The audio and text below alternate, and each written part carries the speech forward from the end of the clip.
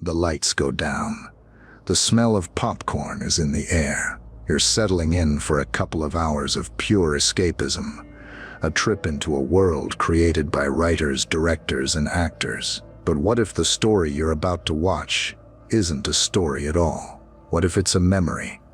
A horrifying, real memory that's been polished, packaged, and sold to you as entertainment. Millions of us have seen these films. We've quoted their lines and praised the drama, but the drama on screen is often just a whisper of the terror that actually happened. Hollywood has always loved digging into true crime for its best stories. It takes the messy, confusing, and deeply disturbing facts of a case and neatly wraps them up in a 3-act structure.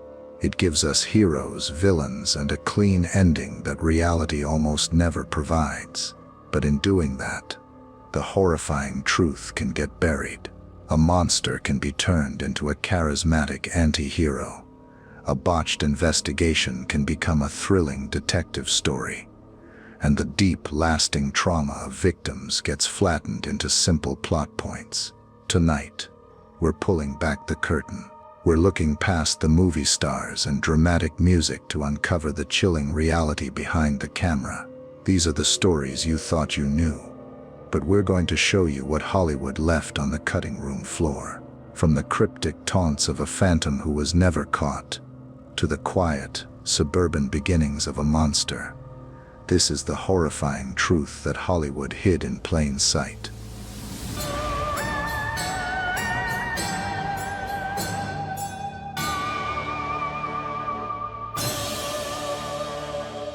The unsolved enigma. Zodiac. In 2007, David Fincher's film Zodiac hit theaters and became more than just a movie. It became a cultural obsession.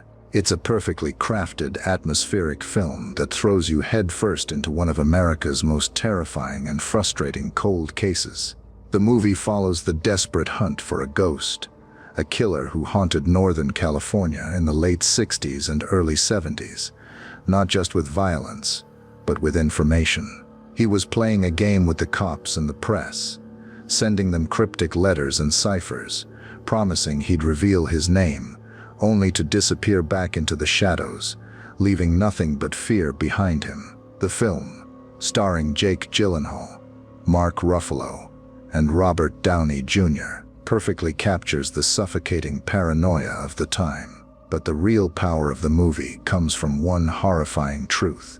The story has no ending. The monster is never caught. The mystery is never solved. The real story of the Zodiac is even more disturbing. The killer officially took 5 lives, but he bragged about murdering as many as 37. His attacks were random and brutal. He struck at lovers' lanes, a quiet lake, and even in the heart of San Francisco, where he murdered a cab driver named Paul Steen. That randomness was his greatest weapon. Nobody felt safe, because there was no pattern. It could be anyone, anywhere. His real reign of terror, though, came through the mail. He sent a series of taunting letters to the San Francisco Chronicle and other papers. They were a bizarre mix of arrogance, spelling mistakes, and chilling details only the killer would know. He attached his infamous ciphers, complex coded messages that he claimed held his identity. One of the most famous, the Z408 cipher, was actually cracked by a school teacher and his wife. But it didn't reveal a name. It was just a rambling, insane message about collecting slaves for the afterlife. Other ciphers are still unsolved today. The film focuses mostly on the investigation, especially the efforts of Robert Graysmith, a newspaper cartoonist who became an amateur detective. It shows the growing frustration of detectives Dave Toschi and Bill Armstrong, and the downward spiral of journalist Paul Avery. This is where the film is spot on, in showing the human toll of the hunt. This wasn't some thrilling cat-and-mouse game. It was a soul-crushing grind through false leads, dead ends, and politics. Years of people's lives were just consumed by this phantom. The prime suspect, both in the movie and in real life, was a man named Arthur Lee Allen. The circumstantial evidence against him was staggering. He had a Zodiac watch, wore the same boot size as a print found at a crime scene, and once told a friend about his idea for a story, hunting people and sending coded letters to the police.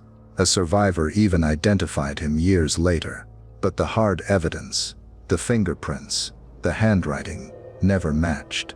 Allen denied everything, passed a lie detector test, and died in 1992, taking his secrets with him. The movie Zodiac ends with that haunting scene in the hardware store, where Graysmith just stares at Allen, a silent accusation hanging in the air. It gives you a sense of closure, suggesting Allen was the guy, but reality gives us no such comfort. The case is still officially open.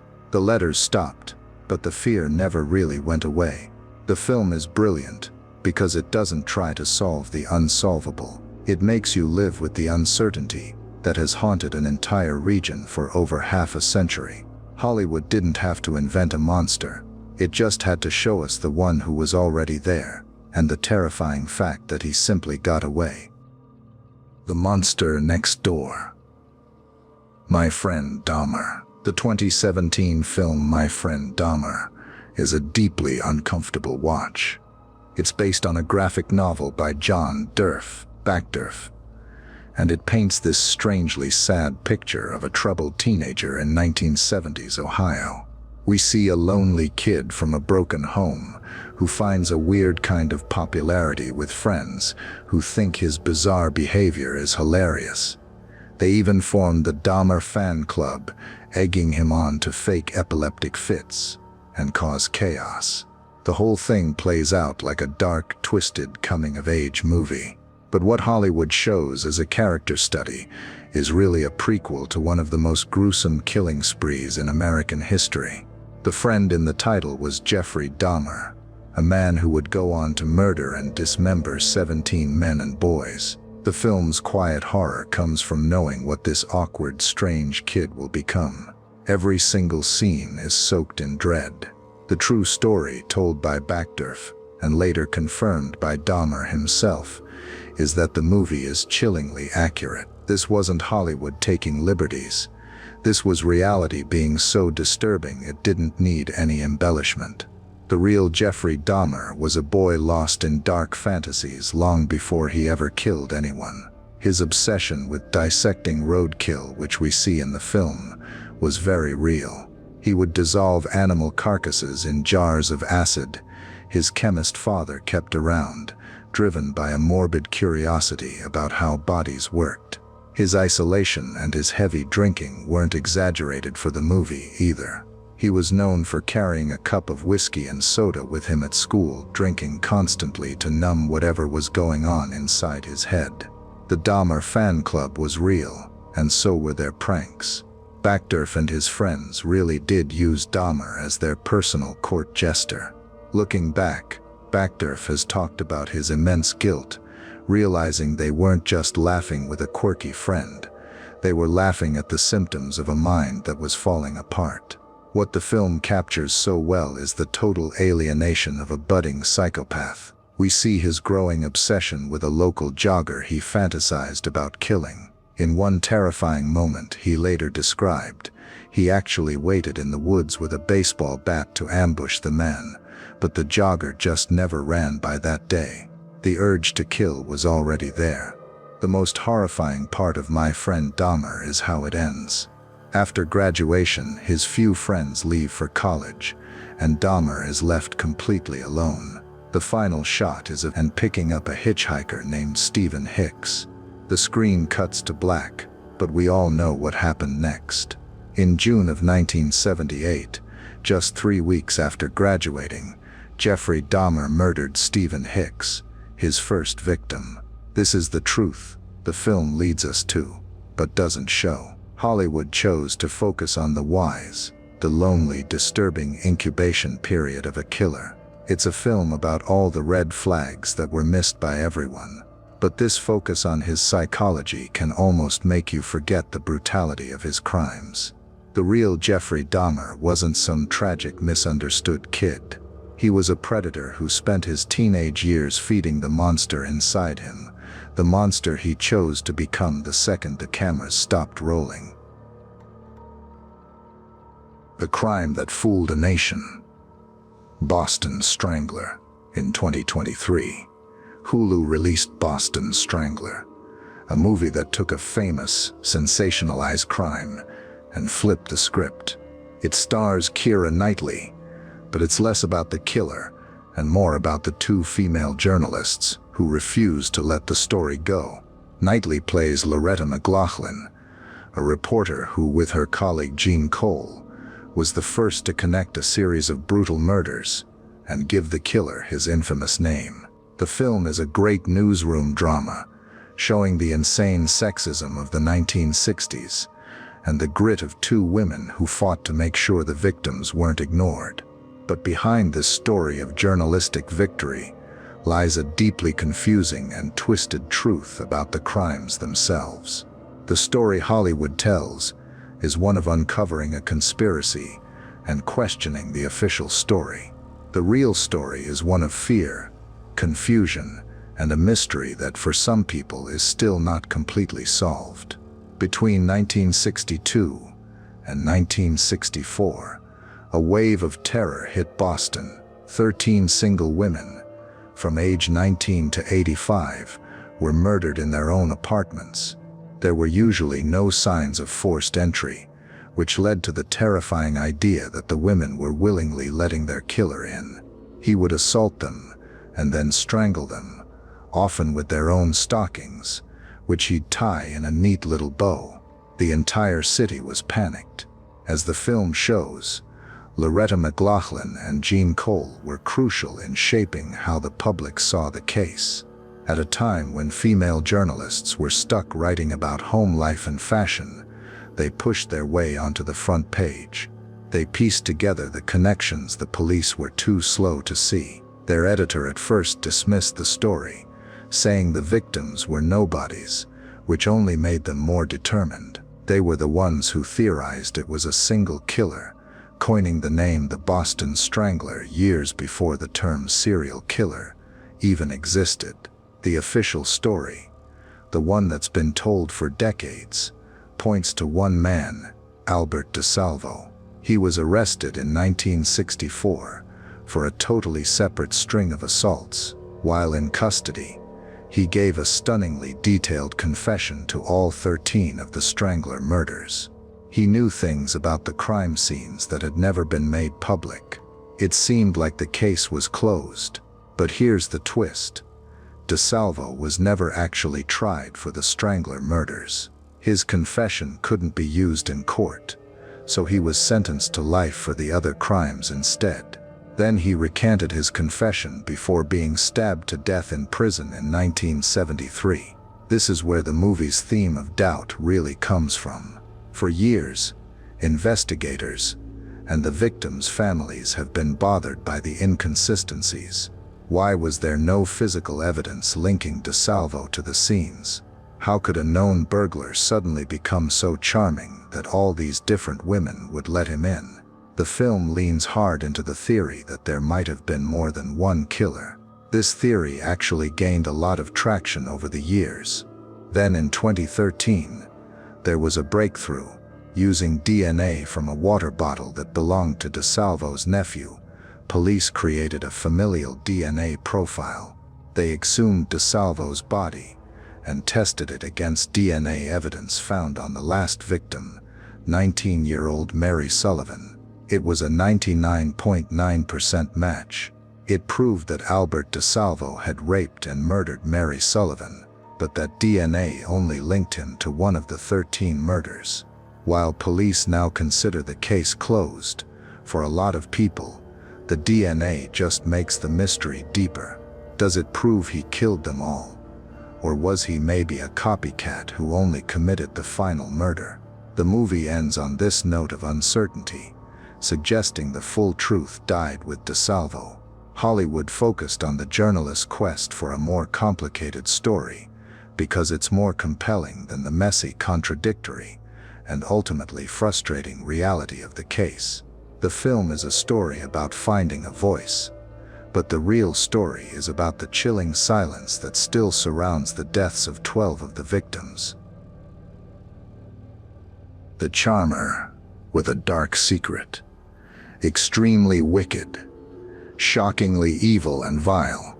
2019. Zac Efron, the heartthrob from High School Musical.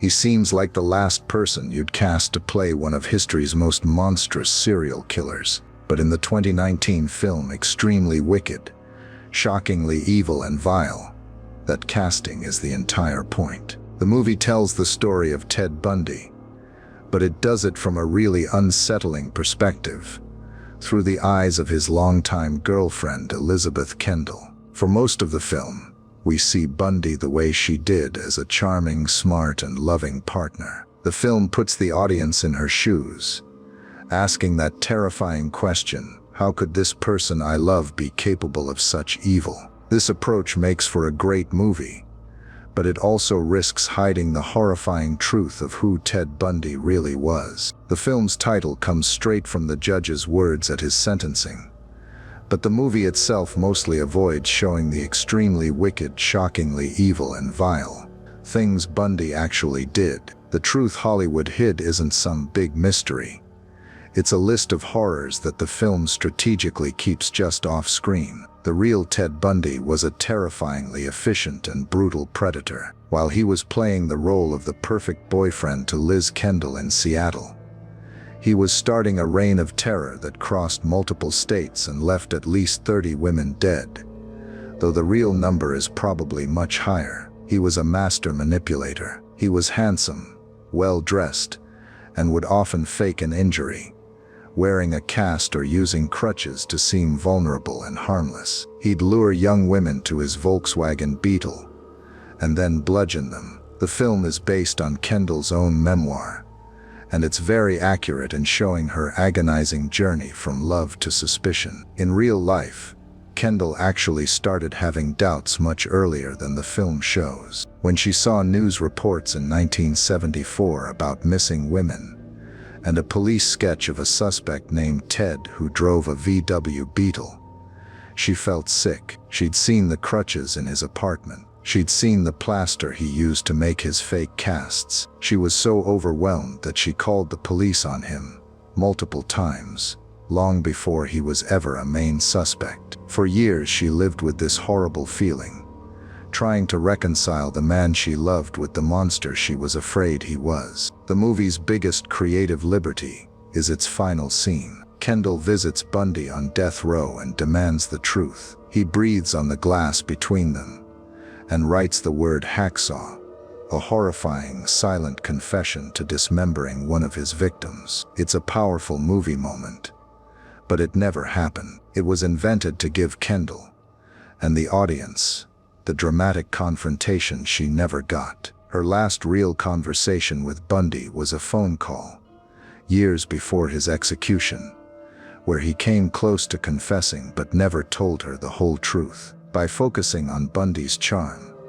the film succeeds in showing how a killer could hide in plain sight. It's a powerful look at deception and the terrifying idea that we might not really know the people we love, but it comes at a cost. The victims become almost invisible, their stories just news clippings used to fuel Kendall's suspicion. The horrifying truth about Ted Bundy isn't just that he was a charming man who did terrible things. It's that his charm was nothing more than a hunting tool. He was a psychopath wearing a perfectly crafted human mask, and for years the person closest to him couldn't bring herself to see it.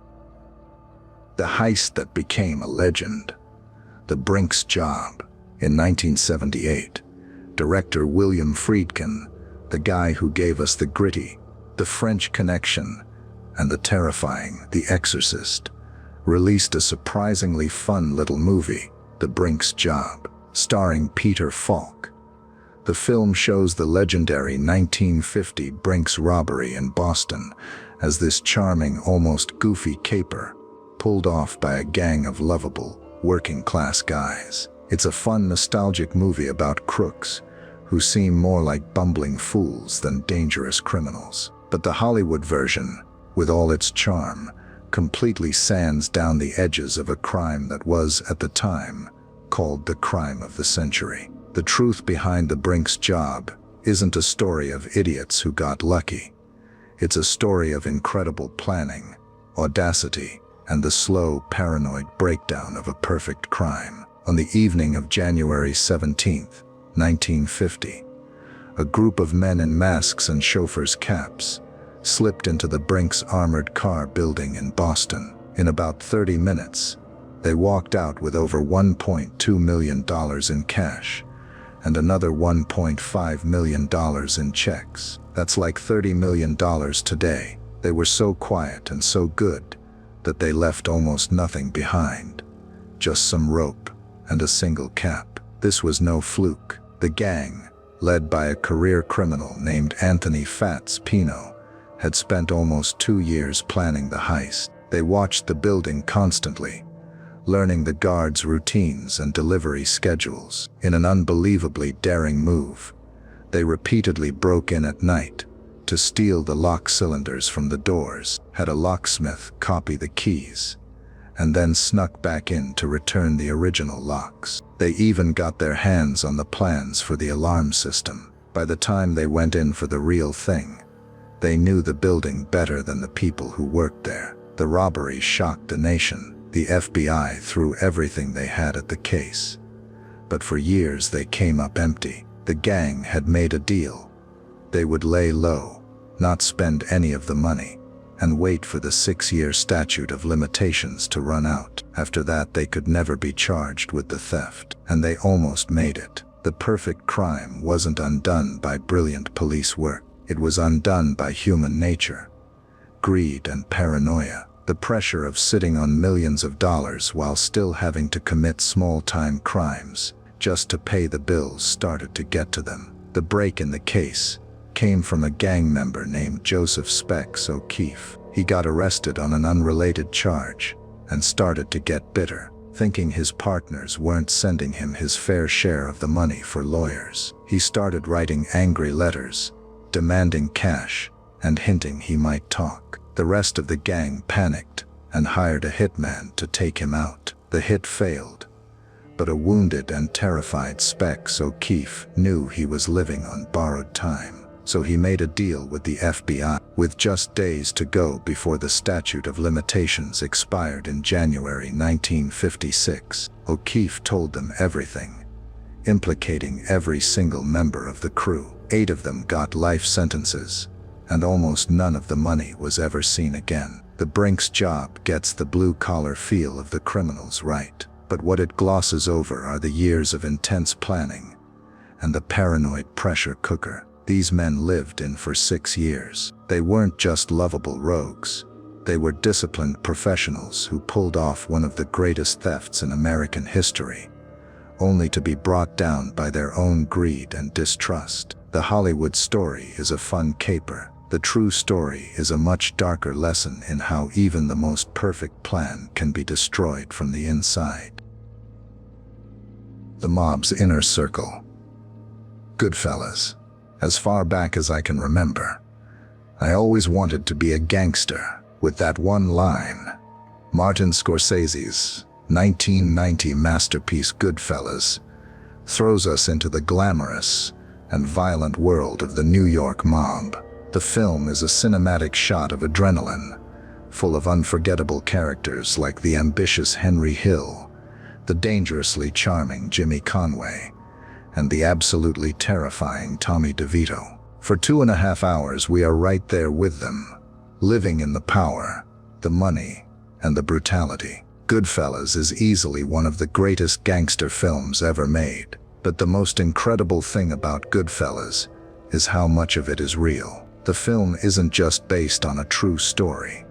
It's a shockingly detailed account of the life of a real mob associate named Henry Hill. The entire story comes from the non-fiction book Wise Guy by Nicholas Pileggi, which was based on extensive interviews with Hill himself.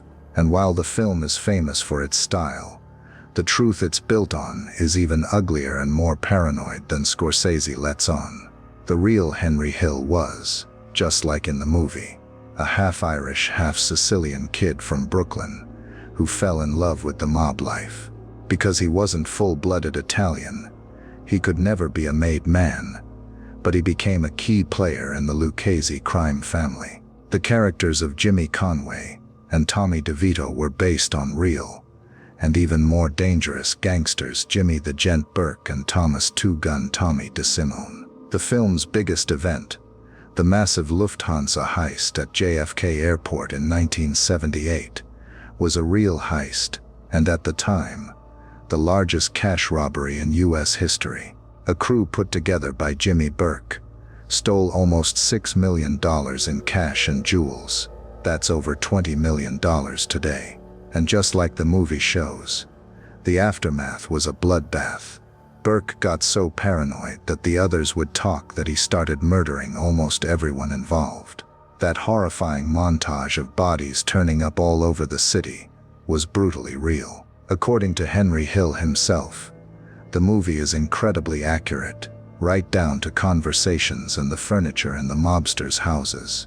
But where Hollywood changes things is by its very nature. It makes it all look so damn cool. Those incredible tracking shots through the Copacabana, the sharp suits, the feeling of absolute power. It's an intoxicating ride for the audience. The reality, Hill said, was much grittier. The violence wasn't stylish. It was ugly and terrifying. The life wasn't glamorous. It was a life of constant grinding fear.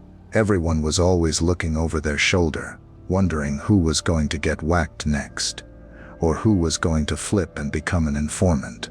And that's exactly what Henry Hill did. After he got arrested for drug trafficking in 1980, he became convinced that his partners were going to have him killed. Faced with a choice between a long prison sentence or a bullet in the brain, Hill chose to cooperate with the FBI. His testimony was devastating. It led to the convictions of over 50 of his old friends, including the powerful Paul Vario and the feared Jimmy Burke. The film ends with Henry in the witness protection program, complaining that he has to live the rest of his life like a schnook. It's a brilliant, ironic ending. But the real story didn't stop there. Henry Hill was a disaster in witness protection. He got kicked out of the program after getting arrested over and over again and telling everyone who he was. He lived for decades, always looking over his shoulder, dining out on his old fame, and struggling with addiction until he died in 2012. Goodfellas is a masterpiece that gives us a breathtaking look at the mob. But the horrifying truth is that for the real people involved, there was no glamour and no honor among thieves. There was just betrayal, violence, and a lifetime of looking over your shoulder. The film that helped catch a killer, All Good Things. In 2010, a small indie film called All Good Things came out. It starred Ryan Gosling and Kirsten Dunst and told the story of David Marks, the troubled son of a New York real estate mogul, and the mysterious disappearance of his wife, Katie. It's a dark psychological drama about a toxic relationship and a cold case. It got mixed reviews and wasn't a huge hit, but what nobody could have ever predicted was that this movie would be the key to solving a series of real-life murders. All Good Things is inspired by the truly bizarre and chilling story of Robert Durst, an eccentric and unbelievably rich real estate heir. The story it tells isn't just based on true events. It's a film that ended up breaking a case that had been cold for decades. Hollywood didn't just hide the truth here. It accidentally helped expose it. The real story starts in 1982, when Robert Durst's first wife, Kathy McCormick, disappeared. She was a young medical student who vanished after an argument with Durst. He claimed he put her on a train to Manhattan, and that was the last time he saw her. Her body was never found, and even though her family was deeply suspicious of Durst, he was never charged. Now fast forward to Christmas Eve, 2000. Susan Berman, a writer and one of Robert Durst's closest friends, was found executed in her LA home, shot in the back of the head. At the time, Prosecutors were reopening the investigation into Kathy's disappearance and were about to interview Berman, who many believed knew what really happened. Her murder silenced a key witness. The story gets even weirder. A year later, in 2001, the dismembered body of Morris Black, Robert Durst's elderly neighbor in Galveston, Texas, was found floating in the bay. Durst had been living there in disguise, pretending to be a mute woman. He was arrested for the murder, but jumped bail, leading to a nationwide manhunt. When they finally caught him, he admitted to dismembering the body, but claimed he killed him in self-defense. In a verdict that shocked everyone, a jury acquitted him of murder. So for years, Robert Durst, a man suspected in 3 deaths in 3 different states, was a free man. This is where the movie comes back in. The director of All Good Things, Andrew Jarecki, became obsessed with the case. After the movie was released, he got a phone call. It was Robert Durst. Durst had seen the movie, and against all common sense, said he loved it, and that it was more or less accurate. He agreed to sit down with Jarecki for an interview, something he'd refused to do for decades. Those interviews became the basis for the incredible 2015 HBO documentary series, The Jinx, and it was during the filming of The Jinx that the final damning piece of evidence fell right into their laps. After a really tense interview, Durst went to the bathroom, not realizing his microphone was still on. Frustrated, he started muttering to himself, and the hot mic picked up his whispered words. "What the hell did I do? Killed them all, of course." The day before the final episode of The Jinx aired with that confession, the FBI arrested Robert Durst. In 2021, armed with the evidence uncovered by the filmmakers, Robert Durst was finally convicted for the murder of Susan Berman. Prosecutors argued he killed her to cover up the murder of his wife, Kathy. He was sentenced to life in prison and died a few months later. It is one of the most unbelievable stories in the history of movies and crime. A fictional film, All Good Things, led to a documentary, The Jinx, which directly unearthed the confession that put a killer away for life. In this incredibly rare case, Hollywood didn't just tell a story about a horrifying truth. It created the situation that finally brought that truth to light. The screen goes dark. The credits roll. We walk out of the theater or click off the TV, leaving the stories behind. But as we've seen tonight, some of these stories don't really end. They linger in the real world, in cold case files, and in the memories of the people who survived. Hollywood, always looking for the next great story, often acts like a funhouse mirror, reflecting these realities back at us in a way that's easier to swallow. It gives us a tidy narrative for the chaos of the Zodiac, making us feel the intellectual puzzle instead of the raw terror. It paints the life of a mobster like Henry Hill with a seductive style that completely masks the pathetic, paranoid reality. It explores the mind of a budding monster like Jeffrey Dahmer, but it stops right before showing us the true evil he was about to unleash.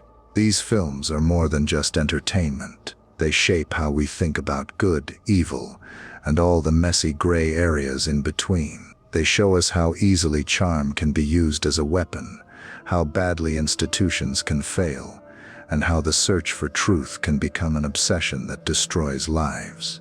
And in the most incredible cases, like with Robert Durst, a film can actually change the course of justice.